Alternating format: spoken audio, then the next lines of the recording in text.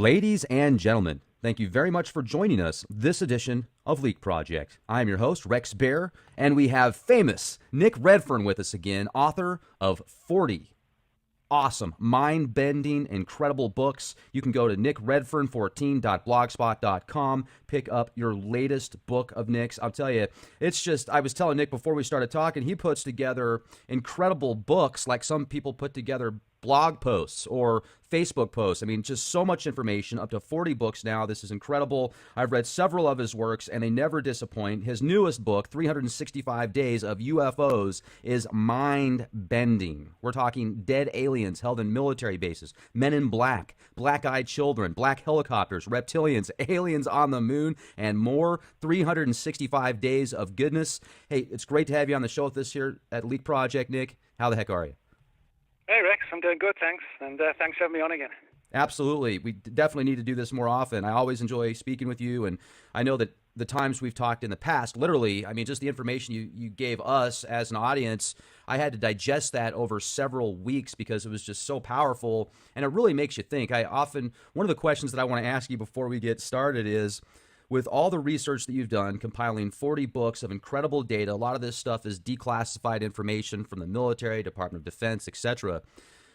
Do you believe in a lot of these stories? Well, yeah. I mean, what I try and do with any investigation is, you try and be unbiased and just see where the story leads. And, when it comes to things like UFOs, I think, from my perspective, there's a lot of different things going on, and each case needs to be sort of looked at on its own merit. I think some UFOs are legitimate craft and beings from somewhere else, whether they're extraterrestrial or multidimensional or time travelers or who knows what they are, but there's something from somewhere else. But equally, I think some UFOs are probably highly classified military vehicles that, they're still on the, behind the scenes. They're not sort of out in the open yet. And so I think, that's why it's important to just look at the case and investigate it in the same that you would if you're doing any sort of investigative journalism. You just go where the facts are and then present it for the reader rather than try and force fit anything into any particular belief system. That's what I like about you, Nick, and I do my best to be as neutral as possible on the Leak Project as well when we interview guests, so that way we can find out their truths. Now, if we could get into the dead aliens held by the military, I mean, talk to us about some of that. Is this new information that you've recently obtained? Yeah, I mean, basically what it is with the book, as you mentioned, it's like called 365 Days of UFOs because each day of the year has a different UFO case concerning it. And I think there are like 5 or 6 stories I've got in the book where people have related to me accounts where either they or family members had seen the remains of what we could only really call dead aliens held by various military agencies. And several of the ones I talk about were in the United States and one in the UK and a couple more. But they're also they're intriguing because they follow a pattern, particularly with the American ones, where a lot of this activity reportedly stems from Wright-Patterson Air Force Base in Dayton, Ohio. Now, in the late 40s through the early 50s and through to the late 60s, we know for sure that Wright-Patterson was a hub of UFO research and activity at the time. And that was because that essentially is where all the research was done. Now, there's a full admittance that research was being done into UFOs at Wright-Patterson at that time. But the other story, the more controversial one, that there are sort of bunker-type environments deep below the base where there are these alien bodies preserved in sort of cryogenic storage or preserved in chemicals. Those stories have been officially denied. And yet we have a lot of old-timers, military old-timers, come forward talking about seeing them. And the 3 or 4 cases I've got in the book from the US, as I said, various days of various years, they're eerily similar, where people were taken down into deep vaults, sort of 30, 40, 50 feet under the base itself, and into these chambers where they saw what looked kind of almost like missiles lying on their side. But then as they got closer, they could see they were tanks containing these small bodies. And as I said, in some cases, they were sort of in like a frosty cryogenic situation to preserve them. Others were packed in chemicals, and they were typically described as very small, about 3 to 4 feet high, with large heads, and sometimes large black eyes, and other occasions almost like a slanted human eye. And many of these people didn't speak out until their sort of grandparents or the grandfather who told the story had passed on.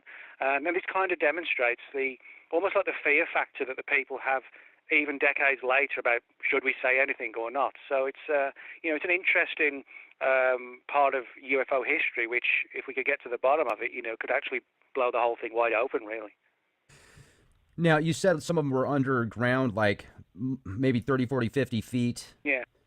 Were those all in Dayton, Ohio, or were those in different areas? Well, the ones that I talk about in the book were below Dayton, Ohio.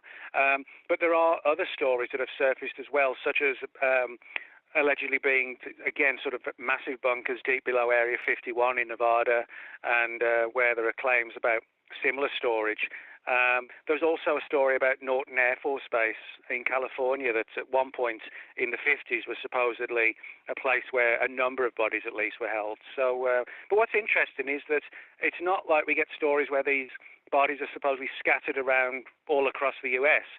It's interesting because it seems to be this same handful of bases over and over again. Did they describe the details of the beans? Were they like what you would see your typical grays in the Hollywood films? Well, kind of similar. The problem was for some of them, when they saw them where they were sort of cryogenically frozen, and the glass was kind of frosty and things like that. It was hard to get a full picture of them, but they were all sort of unanimous that they were humanoid with oversized heads, and anywhere from about 3.5 to 4.5 feet tall. In one case, that the body was described as being like 5 feet tall or thereabouts. Now, in some of these where they were stored in this like chemicals to preserve them, they got a good look at them, and in some of the cases they were described as looking like the typical greys as they're known, so these grey-skinned, large-headed, and with like the big black insect-like eyes. So it does fit in with sort of the same entities that people see in abductions as well. Now, that's fascinating. I even remember reading the report from the FBI.gov/vault website that they declassified some documents on the Roswell incident, and I think it was Agent Hoddle. He said that he saw 3-foot beans, but he didn't really get into detail, but he said there was 3 in each craft, and there was 3 craft, and they were about 3 feet tall. It's interesting that was 333 there, but that's fascinating indeed. Wright-Patterson Air Force Base, that there's definitely a mystique to that area out there. I wonder if maybe there's some type of hybrid program or something like that. That's incredible. Could you describe maybe 1 or 2 stories out of your book that kind of had a big impact on you with the military/aliens, whether dead or alive? Well, yeah. I mean, when you sort of look into these stories, this is sort of as I said earlier, this is the one aspect of the subject that could blow the secrecy wide open if we could get our hands on one of these bodies, or even a body portion of it. But I guess for me, what really stands out is when you're speaking to the witnesses. You're speaking to an old guy in, say, his late 80s, who is telling you how 60 years previously he saw this strange body, and it sort of, altered his life. I mean, really, it sort of radically altered his life and his belief systems, and never forgot it. So I think sometimes it's not just the story that stands out, which is, the stories are amazing enough, but it's sort of sitting opposite the person and getting, seeing their emotion as they tell the story of this sort of secret they've held for so long, fearful that, they talk about it, somebody still might be listening, so to speak. So it's, I guess for me, it's sort of like the human angle, the human interest angle that really sort of stands out as much as the story, really. Absolutely. And you also talk about Men in Black. I was wondering if you could get into all the details that you know about the Men in Black, because there's so many different possibilities there. Yeah. Well, the first thing I would say is that the real Men in Black are actually nothing like Will Smith and Tommy Lee Jones, in the movies. The movies are, they're good fun. Well, they're good fun. They're entertaining. But in the movies, the Men in Black sort of work for this super secret government agency that is answerable to no one, and it works outside of the government, etc., etc. But if you listen to most of the witnesses, the Men in Black reports, for people who don't know, actually go back to the late 1940s and were really at their height in the 50s and 60s. But I still get a lot of reports today And I've written 3 previous books on the Men in Black, so I get a lot of feedback from people who've read the books and want to share their own experiences. And in nearly all the reports I have, and certainly most of the reports that surfaced in the 50s and 60s from people like Gray Barker and then later John Keel and people like that, most of the Men in Black are described as actually not looking fully human. They very often are described as extremely pale looking. One person actually described their skin as like the color of a sheet of paper. I mean, that white. And they have these bulging eyes that they sometimes try and hide by these sort of wraparound sunglasses. They're very often quite short, only about 5 feet tall, very thin. And they wear these old-style black suits and black fedoras, which they pull down tightly, and then when you've got the sunglasses on, you can barely make out much of the face at all. And they even seem to have the ability to sort of alter or control people's minds, almost like put them into a hypnotic state when they threaten them so that the person won't sort of fight back. So in other words, the real Men in Black that the witnesses talk about sound like aliens or kind of like an alien hybrid that's trying to pass among us by, sort of skillfully trying to camouflage itself. But I've got about 14 or 15 Men in Black and also Women in Black cases in the book, where the typical scenario, and this sort of applies to most of the ones in the book, is that somebody has a fairly significant UFO encounter, and what happens is that perhaps within a day or so at the most, usually, they might get a series of weird hang-up phone calls in the middle of the night. Somebody gets a call like 3 in the morning and they jump out of bed worried that it's bad news. So they go to the phone, as most of us would. They pick the phone up and there's either this weird static down the line or there's like a really fast chattering in a language that nobody's really able to understand what it is. And then after that, there are sometimes like an old Cadillac or a Chevy will drive past the window the next day really slowly. And there are reports then there's like they push the intimidation even further by knocking on people's doors late at night. And as I said, with this mind control angle, people feel compelled or impelled to open the door and invite them in. It's almost like their mind has been enslaved and they're forced to let them in the house. And when they do, then the Men in Black, in this sort of strange, odd, robotic voice almost, warn them never to talk about what they've seen. And the person is sat there on the couch in kind of this hypnotic daze, if you like, unable to fight back or get rid of them. And it's only when they've left the house that the person kind of comes round and out of this foggy state that they're in. So, in other words, the real Men in Black are far removed from the Hollywood versions, and that is kind of the way that's sort of like the classic scenario that I just described, the weird way they looked, how they act, the mind control aspect, and it's all sort of part of this bigger mystery. And there are a lot of weird paranormal overtones to Men in Black stories as well, where, for example, sometimes when people have the Men in Black in their homes, within about like 24, 48 hours, very often the witnesses fall sick, almost like they've been sort of supernaturally infected. And it's taken time, to try and figure out what was wrong with them. And sometimes doctors were just completely baffled. There have been other occasions where sort of violent poltergeist activity has broken out in the house. And on other occasions, like strong odors like brimstone, and sulfur sort of fills the house, again with this sort of like paranormal overtones. So it's, very ominous.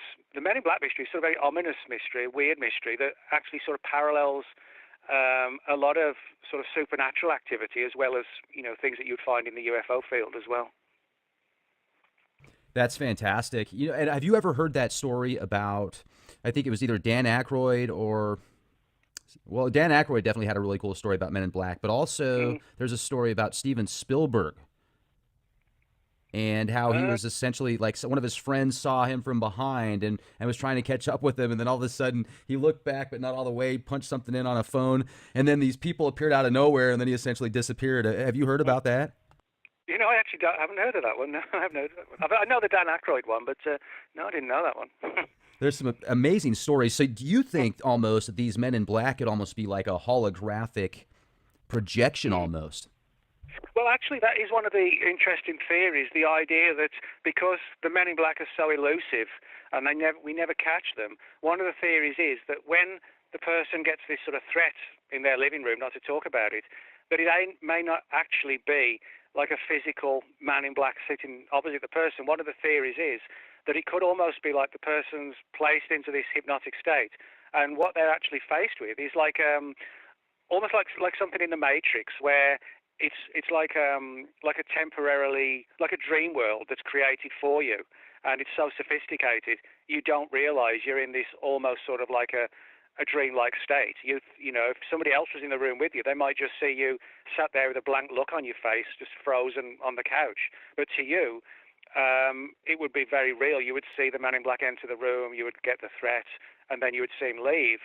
But it would be like, as I said, like the Matrix. It'd be like a sophisticated hologram that was so real that you would swear, you know, that it was real. So that is one of the interesting theories about who or what the Men in Black might be, that some sort of alien intelligence projects this holographic threat, which would be far more easy and convenient than actually having hundreds of real flesh and blood Men in Black going around and silencing people. Now, do you think there could be both? Well, yeah, I mean, that's one of the interesting things about the Men in Black and why I like to write about it, because there are so many different theories. You have the holograph theory, you have the idea that they are just physical Men in Black, you know, some whether aliens or time travelers or paranormal or whatever. But then you also have other theories that, you know, could they be something that's sort of more supernatural based? People draw parallels with old vampire legends. You know, the Men in Black come out at night, and when they knock on the door, they wait to be invited in, which is like the old vampire legend. You know, they had to be invited. They couldn't just sort of cross the threshold, so to speak. So this has given rise to the theory that perhaps some old vampire legends could actually have been based on early reports, centuries-old reports of Men in Black encounters that were sort of mutated then into vampire legends. And there are some cases where, you know, if you go back to the 50s and you see how the guys dressed back then, you know, like the FBI and the CIA, they did wear sort of the suits and the trench coats and the fedora hats. So I think in some cases, a small number, they actually could have been government people. But the category that clearly aren't the government is when they have this sort of really weird look, you know, where they don't really look human. So in other words, we've got a lot of theories: the government angle, the vampire parallels, time travelers, interdimensional, extraterrestrial, supernatural.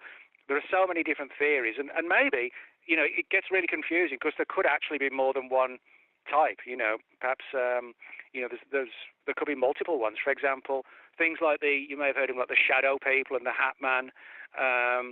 They're kind of similar, and even in more recent years, things like the Slender Man, which was actually an internet creation, but which has got so much interest and belief that one of the theories is that when there's a strong enough belief on enough people, it can create like a real life version. It's like the mind creates something and it becomes alive almost. And even the Slender Man kind of looks like a man in black, you know, this sort of skinny, tall guy in a black suit that sort of comes out at night primarily. So there's so many different aspects to the mystery.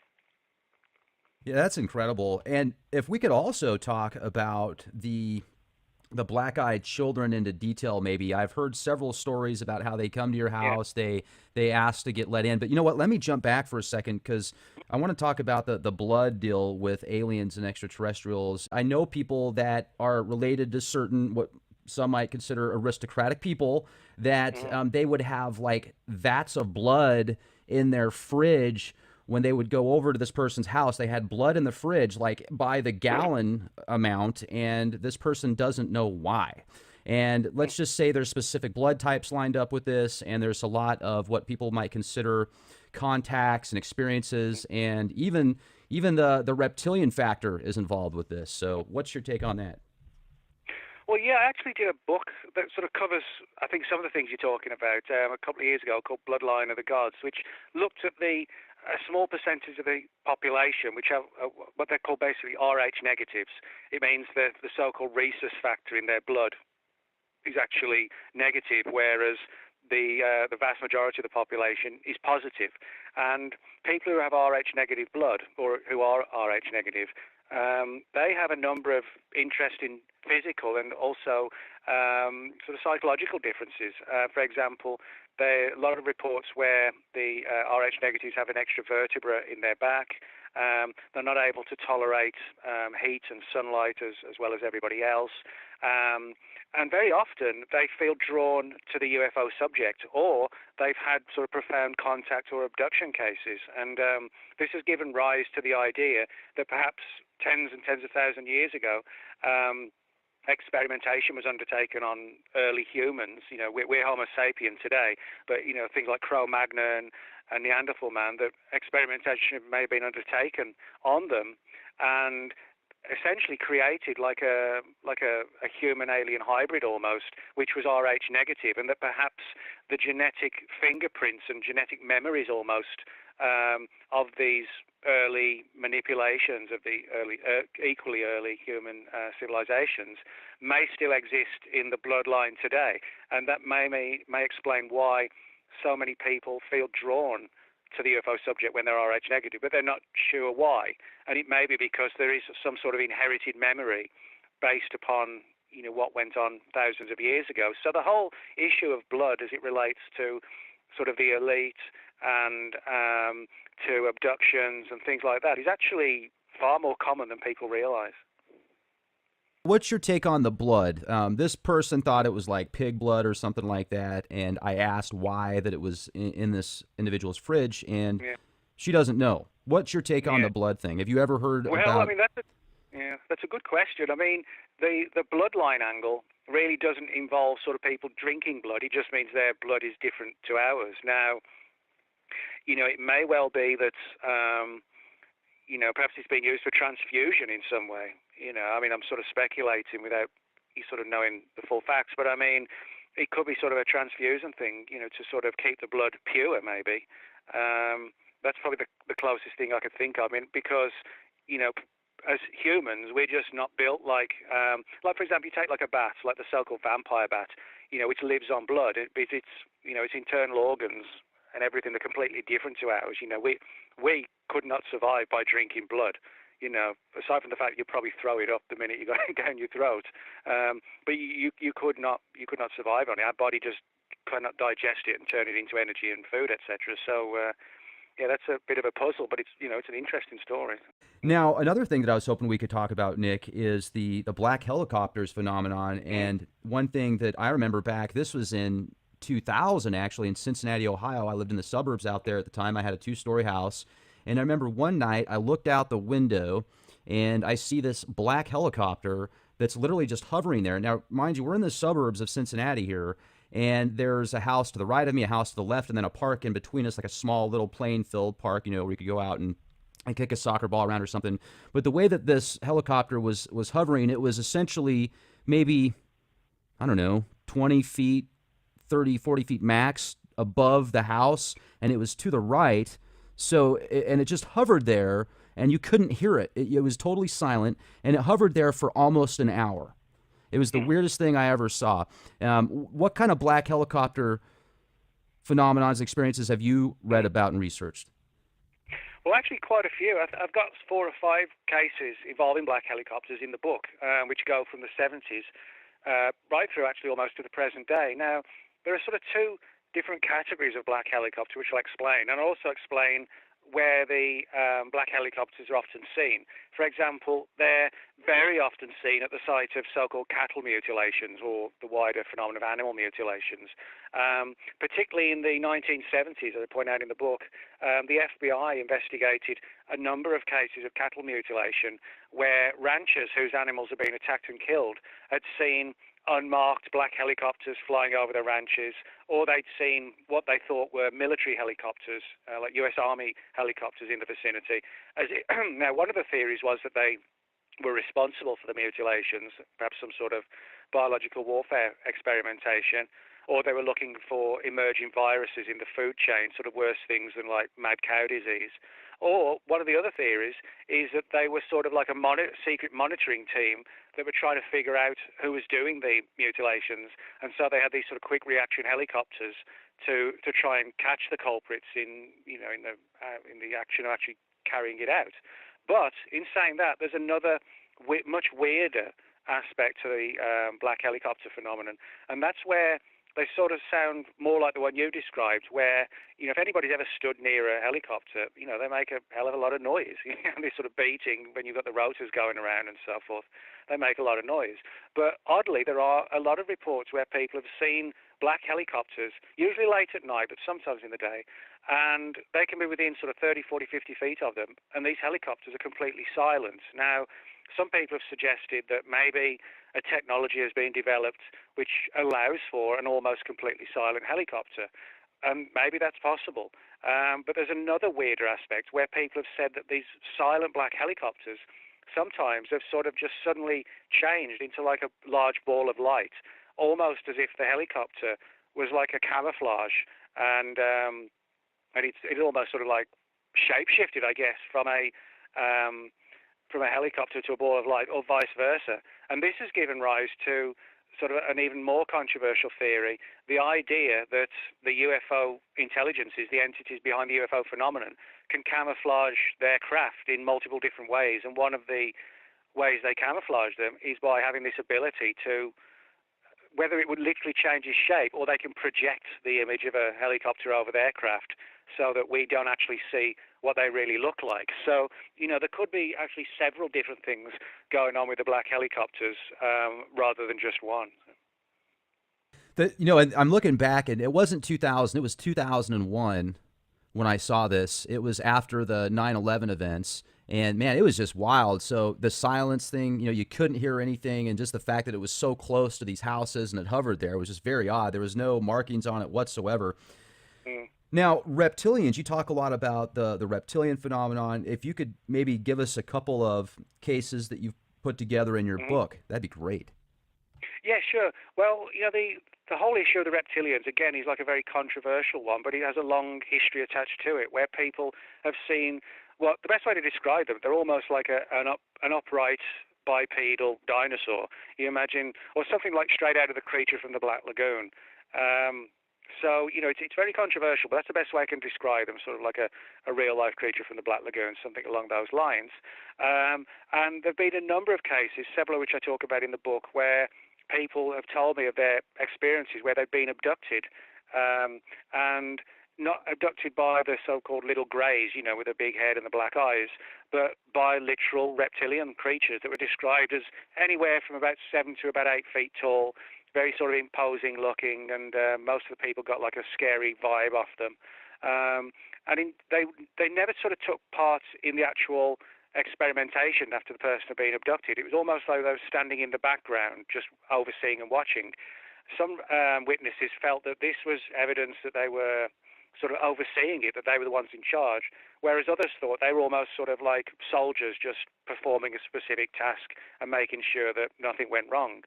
But there are a lot of stories like that, and interestingly enough, a lot of the accounts involving the reptilians, and this is at odds with the stories of the Greys. Most of the stories with the Greys occur on board craft, but a lot of the reports I have of people who've had the reptilian experiences describe the events having occurred underground. In other words, they weren't taken to a UFO, but they were abducted, but they weren't taken to a UFO. They were taken to sort of underground caverns and caves, and even on a couple of occasions, allegedly military bunkers, where they saw the reptilians actually working alongside what looked like military personnel in sort of black outfits without any ID on them. And I got several of these particular cases in New Mexico, and also several around the Sedona area of Arizona. So, it's sort of another weird phenomenon, but when you put all the witnesses together who don't even know each other, you actually see an interesting pattern coming together. Have you seen the new series People of Earth, where it came out? Conan O'Brien's a big part of it, and there's a reason I'm asking this question. I actually haven't. No, I've heard of it. I've seen it advertised, but I haven't seen it. No. Okay. The reason I'm asking is there's the reptilians, there's the shapeshifters, there's the greys, and there's the Nordic, and each character represents something different, and they make it hysterical. But I almost wonder if they took actual accounts and experiences that people talked about and kind of made a spoof out of it, because the Nordic guy that goes around and has experiences, he just has experiences with women, and he's having sex with a bunch of women. And then the gray alien guy, he's like a grumpy old guy that you might have used to work with that you like, but he's always just complaining and swearing and cursing about stuff, never happy. And then there's the reptilian shapeshifter guy, which works in a news. He works at a prestigious news company, essentially, and he's like, he's a good-looking guy, got a lot of money and everything else. And these are the kind of things you hear about in experiences, but the way they put it together is almost like Parks and Recreation style. It's pretty interesting. Now, do you hear stuff about reindeers or deers with abductions and experiences? No, I don't know of any involving reindeers, but everybody thinks of sort of cattle mutilations, and in some cases, cattle are taken away and they're not seen again. It's not just that they're mutilated, but I have heard a few stories where people have seen animals on board UFOs. I've got several cases where dogs were seen on board UFOs by people who were taken on board them, and I can think of a few cases like that, not many. I do remember one case in which like a horse or a pony was reportedly seen sort of taken into the sky by a UFO that seemed to have, like an anti-gravity thing. It was raising it from the ground. But no, I'm not sort of personally aware of reindeer ones, though. I was wondering if there was like a trigger of some type, kind of like an implanted memory and stuff. Do you Yeah. write about the implanted memories and stuff like that on people? Oh, yeah, I've got several of those cases in the book where people had seen, driving down a road late at night, and they were clear that they'd had a weird experience happen to them, and there was missing time, but they couldn't figure out exactly what it was. Now, in one case, a woman remembered seeing this large black van stop in front of her car on this lonely stretch of road in New Mexico, in northern New Mexico, and she couldn't get past. And the next thing she remembered, it was sort of like, this was like around 2 a.m. in the morning. Next thing she knew, sort of dawn was breaking at like 5 or 6 or something. And all she could remember was seeing this black truck. And eventually she decided to have regressive hypnosis, and it turned out that the black truck was just like a screen memory for a UFO landing. And the guys who got out of the truck were screen memories for these little diminutive greys. And I've actually got more than a few cases like this on file. I mean, if I'd used them in the book, all of them, there would have just been too many. It would have just been so glaring, So I think I used about 2 or 3 like that in the book.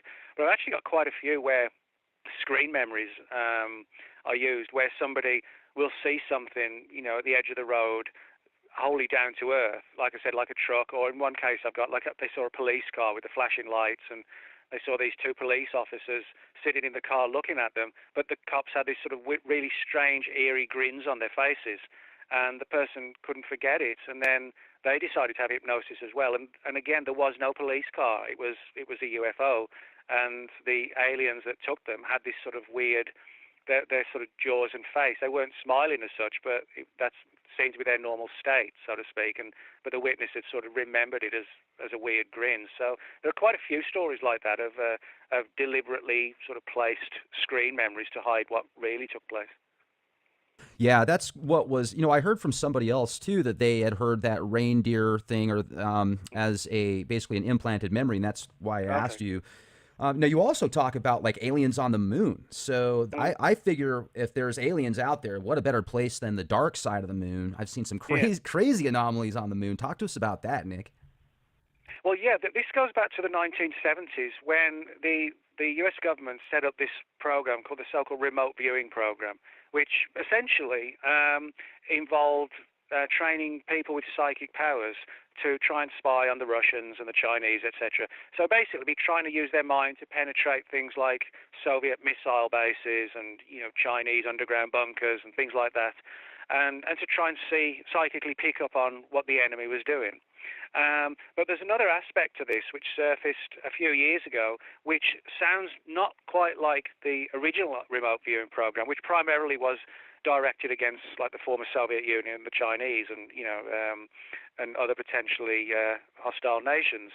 But there seemed to be sort of an outgrowth of this project, or it may well have been a completely separate one. We still don't really know, but where some agency within the intelligence community was very keen to have the remote viewers remote view the moon.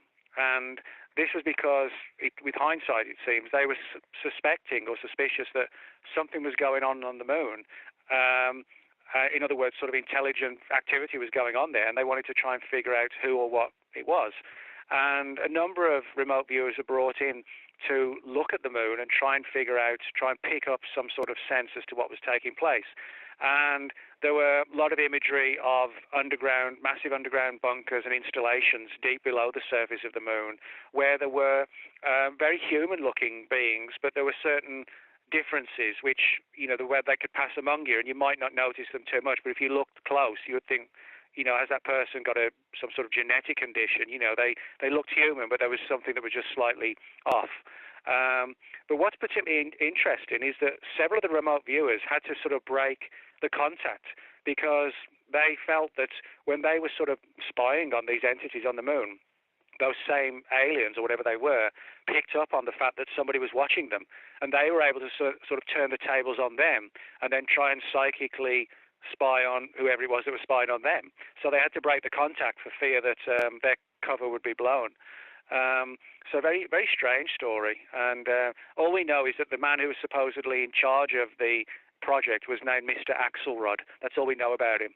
And it may not even have been his real name. It may have been sort of an easy way to use a cover name, so to speak, to prevent the remote viewers from knowing his real identity. But that was the name he used when he was talking to the remote viewers about, this is what we want done. It was always Mr. Axelrod. Is that in reference to Ingo Swann? Yeah, Ingo Swann was the primary one. He's not the only one, but he was the first one to talk about this. And since then, a couple of others have come forward to talk about how they were also part of this program. But Ingo Swann was the guy who really blew the lid on it, and talked about how one of Mr. Axelrod's colleagues contacted Swann and basically set up a meeting, and then he was flown to another location and blindfolded, and then to another location where he felt he was going down deep in an elevator. And then he was introduced to the team and basically told, we want you to remote view the moon, and whatever you see, doesn't matter what it is, just tell us, and because we're concerned that there's something going on there. And so many remote viewings were done by Ingo Swann that it became clear to him that the thrust was concerns that somebody else was on the moon, and they were trying to figure out who it was and what their agenda was. Now, if I remember right, he talked about like a green mist and humanoids that were naked doing some type of mining on the moon as well. And I wonder if that was almost like a disinformation thing that he had to say or something. What's your take on that? Well, yeah, that was one of the weirder aspects too. As I said, they were described as looking as quite human, but with a few differences. And the ones that Ingo Swann saw, he claimed or said that what he saw were these sort of humanoids, but they were naked, as you said, and they were involved in some sort of massive mining program deep below the surface of the moon. Now, what we do know is that Axelrod asked Swann on several occasions if he'd heard of certain books that had been written in the 70s, and they were all to do with mysteries on the moon. So clearly something was afoot. But what the outcome was, we don't know the full outcome, because it wasn't like really a two-way situation. With the original remote viewers, they were working quite closely with the CIA, to look for things like Soviet missile bases and things like that. But with the Axelrod scenario, it was more along the lines of, just tell us what you uncover and thank you very much. There wasn't like a two-way thing where they really gave much up as to what they thought was on the moon. Swann was pretty much forced to sort of go with his own devices, with his own gut instinct as to what was going on and why they were looking for whatever was going on there. That's just fascinating, the possibilities. And I've also done enough research to know that the moon in and of itself is quite the enigma and anomaly. So I can certainly speculate as to what the situation is there. But, you've also put together a book that was called Immortality of the Gods. And does that talk a lot? I mean, do you break down the emerald tablets and stuff, or talk about the timelines of the immortality of the gods? Could you kind of give us a synopsis on that? Well, yeah. I mean, this book's just coincidentally come out pretty much at the same time as the 365 Days of UFOs, because that happens occasionally, because I'm with several different publishers. So now and again, just purely by coincidence, one company will put one out, and then another one will put it out in the same week as well. So the Immortality of the Gods book is also out right now. That's basically it's a study of accounts and claims of immortality on the part of humans and aliens going back to sort of the earliest years of civilization, or even before that. So it begins with things like, the stories of the Anunnaki, which people like Zecharia Sitchin believed had achieved some sort of a degree of immortality, in the sense that, by our standards, they would be considered immortal, compared to our measly 85 years or whatever. But I also sort of go through, sort of a lot of other ancient texts, like, for example, the story of Methuselah in the Bible, who supposedly lived to 969, and how he was part of this lineage that went from, like, Adam and through, like, Methuselah, right through to Jesus and Noah. And the idea being that, could there have been some sort of genetic manipulation that created this human lineage, but that had extraterrestrial traits that gave them not immortality, but massively extended lifespans. And from there I go to things like King Gilgamesh, who reigned in what is now part of Iraq, and how he was supposedly a demigod, in other words, a cross between a god and a human, or, you could say a cross between like an alien-human hybrid. And he supposedly reigned for around about 130 years. And so clearly, if that's true, he wasn't a regular human. But there are some sort of interesting conspiratorial aspects to this, where there are a lot of rumors that when the Gulf War went on, when the invasion of Iraq and Baghdad in 2003, that as well as the accepted scenario that we know, about just going into, to oust Saddam Hussein, that supposedly there was also another project that was looking for the evidence of King Gilgamesh's knowledge of this sort of scientific technology that might allow for immortality to occur. And then it goes on through things like the Count of Saint Germain, and through to things like today, with science and technology, could we one day, become immortal, and what would it mean to be immortal,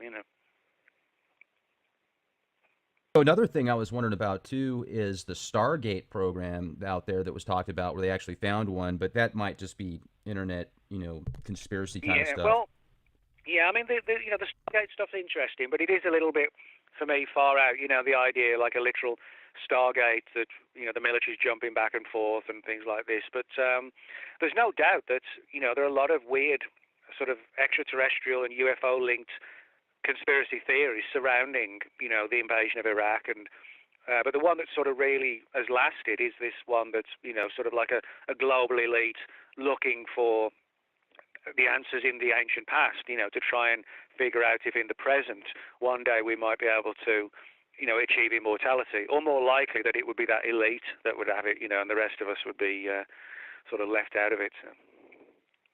Right. And this is typical. Absolutely. Now, this is kind of off topic. This is a different discussion. You did write a book with Tracy on this, Tracy Twyman, is that correct? Called Mind-Controlled Sex Slaves in the CIA? Oh, no, that actually wasn't a book I wrote. What it was, that's the name of the book, but I was, a number of people, I think like 5 or 6 or maybe 10 people, something like that, were invited to write papers for the book. Mm-hmm. So, yeah, I wrote like a 10-page paper on one particular aspect of sort of mind control and things like that, yeah. Now, in that paper that you put together, have you done any research into false memories that are inserted in people to block out certain trauma that's been done to them with experiments and stuff? Yeah, I mean, a classic example would be some of the early mind control experiments that went on, after the Second World War and the early years of the Cold War. Although I haven't actually written about this, I've got a couple of cases from the UK. There's a place in the south of England called Porton Down, which is where the British government does all of its research into things like biological and chemical weapons. It's a very sort of highly secret, sort of well-guarded installation. And in the 50s, the military did a lot of experimentation using mind-altering drugs like LSD, and they would sort of but basically dose up soldiers and see what the reaction would be. And sometimes, they were volunteers and were told, well, we're going to give you something and we just want to see the reaction. Other times it was done totally clandestinely, when something was dropped in a cup of tea or whatever. And they monitor these people, not just to see how they were affected, but how their memory was affected when they came around afterwards. And did they have like a full memory of what happened, or were their memories distorted? And one of the reasons for trying to figure this out was actually to try and see how and to what extent the human mind and human memories could be distorted and altered, so that you wouldn't have a full and clear understanding of something that happened. And of course, if you, for example, let's say, for example, hypothetically, the British got their hands on a Russian spy, they could interrogate that person and then subject them to some mind-altering drug where they might then think, well, was I actually interrogated by the Brits after all, or is it just some weird dream? It was very often done to try and confuse the situation so people wouldn't really understand what had happened to them. Sure. And also, when people do attempt to come up with their past memories and think about what's happened to them in the past, a lot of times certain things will come up in their mind. One of the questions I had from a member of Leak Project is that has actually gone through some of this mind control trauma, MK Ultra kind of stuff. When she goes into, when she tries to have past memories of specific memories that she feels might, kind of be, they don't want her to have, she'll have visions of like a TriStar Pegasus. Have you ever heard anything like that? No, I haven't. No. Okay. Okay. Much appreciated. And then also, there's a lot of stuff going on right now with Antarctica, and possibility of pyramids, and you've heard about the stuff with Germany in the 40s. Yeah. What do you know about Antarctica? Well, I've got to be honest, I haven't investigated any Antarctica stuff. I mean, what I would say, you're right. I mean, there's a long history of weird stuff concerning Antarctica going back literally decades, like you said, to the 40s. Stories like alien bases, accounts of supposedly like long-lost human civilizations from tens of thousands of years ago that might be sort of inhabiting, the vast underground areas of, Antarctica, sort of massive caverns deep below the surface of Antarctica that we know nothing about. So a number of cases like that, and of course there are rumors about Adolf Hitler and UFOs having been built there, sort of Nazi sources, that kind of thing. So there is sort of like almost like an entire research community that's drawn to the whole Antarctica thing. And I've read quite a bit about it, but I personally haven't investigated that angle at all. So. Sure, no problem. And if we'll jump back to your book that you just came out with, and maybe a couple more questions before we close out tonight. Sure. 365 Days of UFOs, which is available at nickredfern14.blogspot.com. Make sure to use the code LEAKPROJECT when you check out. And if you go to nickredfern14.blogspot.com, you're also going to have access to a plethora of different blogs and information, also the different books that Nick's compiled over the years, 40 different titles, and each one of these things has some good information to bring to the table. I would strongly recommend any one of them if you're into the ET phenomenon, paranormal, monsters, cryptozoology, fringe, just information that's compiled in a way that's easy to read, and it's also got that wow factor, that pop. I really appreciate your work, Nick. No, if you were to, if you were to think of maybe a couple of different stories that you put in 365 Days of UFOs that just makes you go, that's incredible, that really kind of shakes your mind a little bit, could you share that with us here at Leak Project? Yeah, sure. Well, one of the ones that really stands out is in relation to crop circles.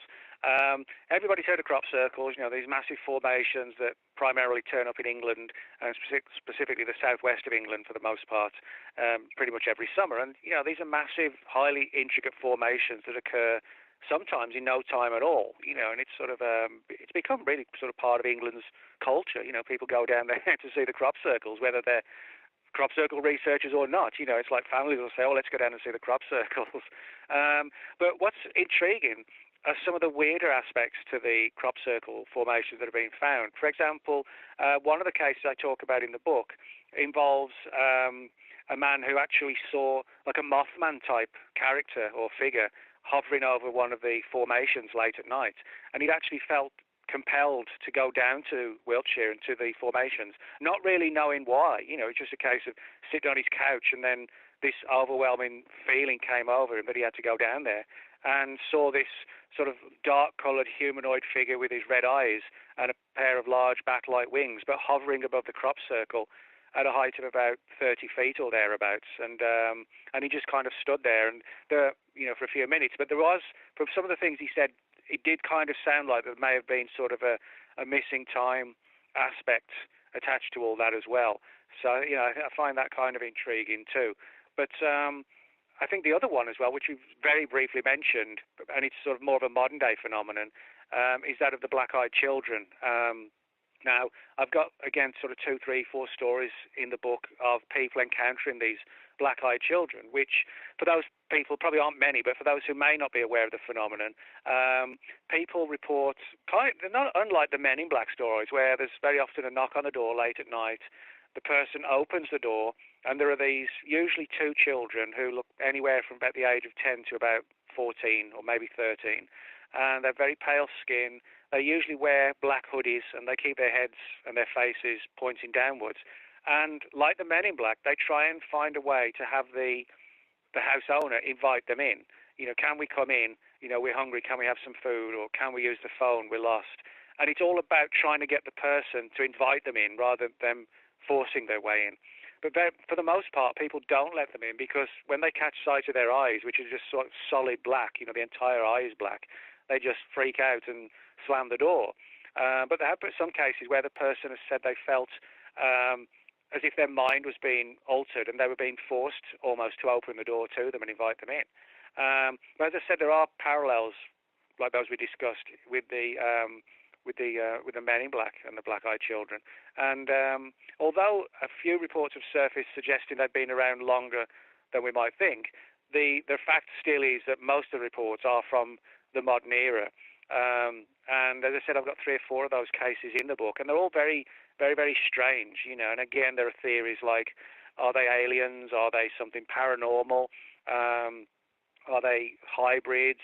There's even the theory, could they be demonic? So there's a lot of different theories, but unfortunately, not many answers yet. Absolutely. Well, there's so many different possibilities and factions and information out there that people have to really shift through to find the gems. And I've heard about secret treaties and allowing experiments on humans for exchange of technologies. With all the information that you've done, have you ever been able to find any solid data on treaties or exchanges or information that pertains to stuff like that? Not what I would call hard evidence. I mean, I've got quite a few stories about people where, there have been alleged meetings between extraterrestrials and representative government and military. Some attempted meetings that were aborted out in the desert and things like that. So, they're interesting because they sort of mirror each other, and, sometimes it is a case of where there's smoke, there's fire, and but I have to admit, I don't have any hard evidence of these sort of meetings and pacts, but, there are more than a few of them in ufology, there's no doubt about that. What do you think the ultimate goal is for these off-world factions? Do you think that there's multiple? Do you think that there's multiple agendas? Do you think that there's an off-world faction right now that actually controls the world at the top levels in many of these mystery schools and secret societies? Well, I think there could be several different agendas. I mean, it's kind of like us. You look at the human race, and we rarely do what we do just for one reason. There's multiple reasons why we do this or we do that. We're friends with some nations, we're enemies with some nations. So I think it could well be the same thing. I think it would be a little bit too simplistic to view aliens as, quote, good versus bad, when it's hard to do that with the human race. You know what I mean? It's everybody has a light side and a dark side to them. You know what I mean? It's just how we react in different situations. And I think sort of an agenda that seems terrifying to us from an extraterrestrial perspective might not be to them. It's kind of like, if you look at the beef industry, well, as humans, we don't hate cows. I've never met anybody who hates cows, but, a lot of people eat beef, but they don't have anything against cows. It sounds like a simple analogy, but it could be something similar, that if we see horrific things done to us like abductions, people might think, well, they're our enemies, or they hate us, or they have a sinister agenda. But it could be a similar thing, that we're just their version of cattle, and they don't hate us, but they see no problem with using us. And so far at least, we haven't been destroyed by them. So that suggests they're not outright dangerous. But on the other hand, it doesn't mean they're friendly. It just may mean they have their own reasons for keeping us around, which might not actually be because they want to help us, or they might seem like that to us, but it could be, like I said, like with the cows in the field, it has another agenda that we're not actually seeing. And I think, for me, that's probably the more likely scenario. Not that they're good or they're bad, but we haven't seen the bigger picture.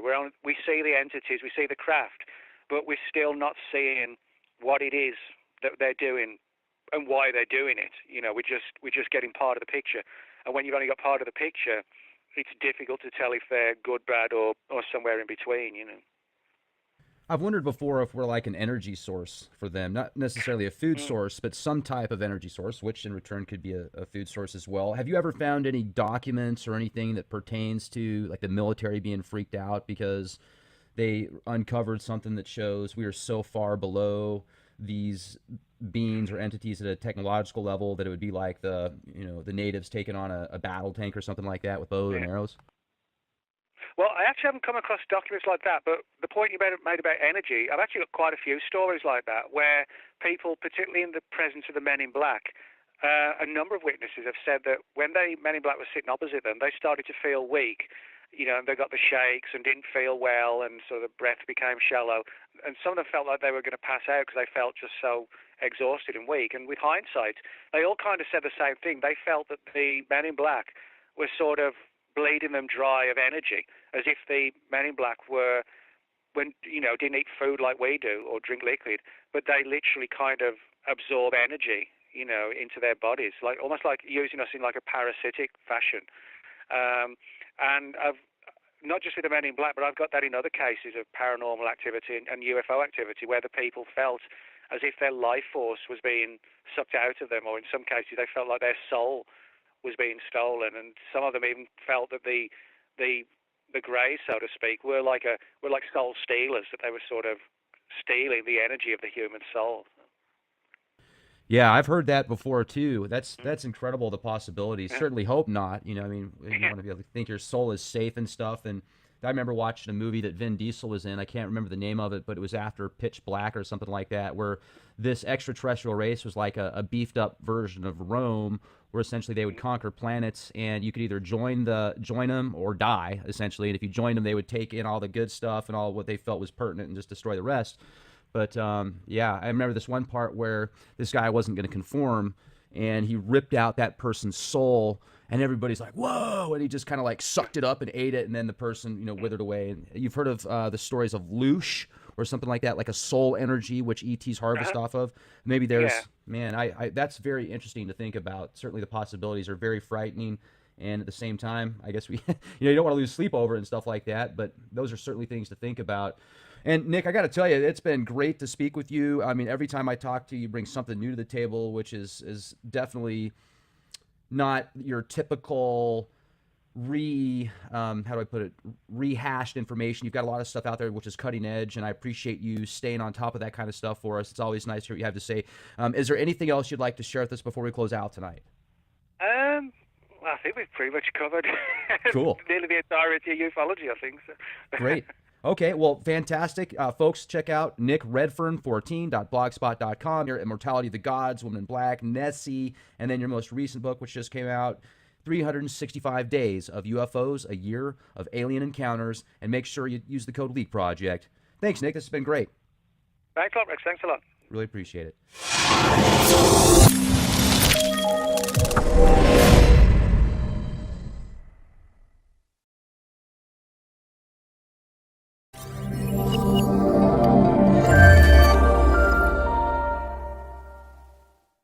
Ladies and gentlemen, thank you very much for joining us this edition of Leak Project. I am your host, Rex Bear, and we have famous Nick Redfern with us again, author of 40 awesome, mind-bending, incredible books. You can go to nickredfern14.blogspot.com, pick up your latest book of Nick's. I'll tell you, it's just, I was telling Nick before we started talking, he puts together incredible books like some people put together blog posts or Facebook posts. I mean, just so much information, up to 40 books now. This is incredible. I've read several of his works, and they never disappoint. His newest book, 365 Days of UFOs, is mind-bending. We're talking dead aliens held in military bases, men in black, black-eyed children, black helicopters, reptilians, aliens on the moon, and more. 365 days of goodness. Hey, it's great to have you on the show with us here at Leak Project, Nick. How the heck are you?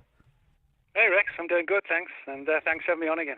Absolutely. We definitely need to do this more often. I always enjoy speaking with you, and I know that the times we've talked in the past, literally, I mean, just the information you gave us as an audience, I had to digest that over several weeks because it was just so powerful, and it really makes you think. One of the questions that I want to ask you before we get started is, with all the research that you've done, compiling 40 books of incredible data, a lot of this stuff is declassified information from the military, Department of Defense, etc.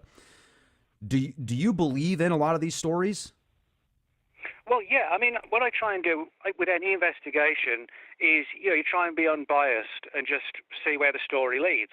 And, when it comes to things like UFOs, I think, from my perspective, there's a lot of different things going on, and each case needs to be sort of looked at on its own merit. I think some UFOs are legitimate craft and beings from somewhere else, whether they're extraterrestrial or multidimensional or time travelers or who knows what they are, but there's something from somewhere else. But equally, I think some UFOs are probably highly classified military vehicles that, they're still on the, hidden behind the scenes. They're not sort of out in the open yet.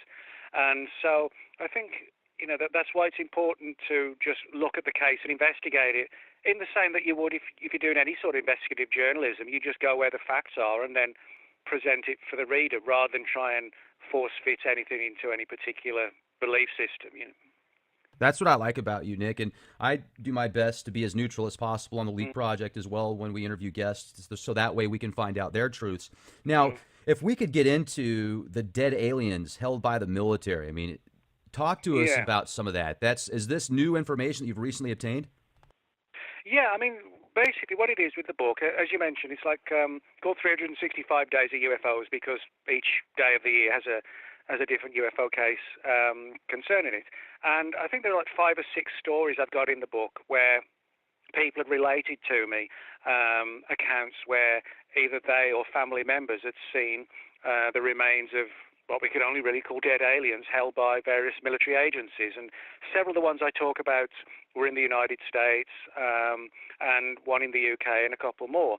But they're also they're intriguing because they follow a pattern, particularly with the American ones, where a lot of this activity reportedly stems from Wright-Patterson Air Force Base in Dayton, Ohio. Now, in the late 40s through the early 50s and through to the late 60s, we know for sure that Wright-Patterson was a hub of UFO research and activity at the time. And that was because that essentially is where all the research was done. Now, there's a full admittance that research was being done into UFOs at Wright-Patterson at that time. But the other story, the more controversial one, that there are sort of bunker-type environments deep below the base where there are these alien bodies preserved in sort of cryogenic storage or preserved in chemicals. Those stories have been officially denied. And yet we have a lot of old-timers, military old-timers, come forward talking about seeing them. And the 3 or 4 cases I've got in the book from the US, as I said, various days of various years, they're eerily similar, where people were taken down into deep vaults, sort of 30, 40, 50 feet under the base itself, and into these chambers where they saw what looked kind of almost like missiles like lying on their side. But then as they got closer, they could see they were tanks containing these small bodies. And as I said, in some cases, they were sort of in like a frosty cryogenic situation to preserve them. Others were packed in chemicals, and they were typically described as very small, about 3 to 4 feet high, with large heads, and sometimes large black eyes, and other occasions almost like a slanted human eye. And many of these people didn't speak out until their sort of grandparents or the grandfather who told the story had passed on. And this kind of demonstrates almost like the fear factor that the people have even decades later about should we say anything or not. So it's it's an interesting part of UFO history, which if we could get to the bottom of it, could actually blow the whole thing wide open, really. Now, you said some of them were underground, like maybe 30, 40, 50 feet. Yeah. Were those all in Dayton, Ohio, or were those in different areas? Well, the ones that I talk about in the book were below Dayton, Ohio. But there are other stories that have surfaced as well, such as allegedly being, again, sort of massive bunkers deep below Area 51 in Nevada, and where there are claims about similar storage. There was also a story about Norton Air Force Base in California that at one point in the 50s was supposedly a place where a number of bodies at least were held. So, but what's interesting is that it's not like we get stories where these bodies are supposedly scattered around all across the US. It's interesting because it seems to be this same handful of bases over and over again. Did they describe the details of the beans? Were they like what you would see your typical grays in the Hollywood films? Well, kind of similar. The problem was for some of them, when they saw them where they were sort of cryogenically frozen, and it was the glass was kind of frosty and things like that. It was hard to get a full picture of them, but they were all sort of unanimous that they were humanoid with oversized heads, and anywhere from about 3.5 to 4.5 feet tall. In one case, that the body was described as being like 5 feet tall or thereabouts. Now, in some of these where they were stored in this like chemicals to preserve them, they got a good look at them, and in some of the cases they were described as looking like the typical greys as they're known, so these grey-skinned, large-headed, and with like the big black insect-like eyes. So it does fit in with sort of the same entities that people see in abductions as well. Now that's fascinating. I even remember reading the report from the FBI.gov/vault website that they declassified some documents on the Roswell incident, and I think it was Agent Hoddle. He said that he saw 3-foot beans, but he didn't really get into detail. But he said there was 3 in each craft, and there was 3 craft, and they were about 3 feet tall. It's interesting that was 333 there, but that's fascinating indeed. Right, Patterson Air Force Base. That there's definitely a mystique to that area out there. I wonder if maybe there's some type of hybrid program or something like that. That's incredible. Could you describe maybe 1 or 2 stories out of your book that kind of had a big impact on you with the military/aliens, whether dead or alive? Well, yeah. I mean, when you sort of look into these stories, this is sort of as I said earlier, this is the one aspect of the subject that could blow the secrecy wide open if we could get our hands on one of these bodies or even a body portion of it. But I guess for me, what really stands out is when you're speaking to the witnesses. You're speaking to an old guy and say, his late 80s, who is telling you how 60 years previously he saw this strange body and it sort of, altered his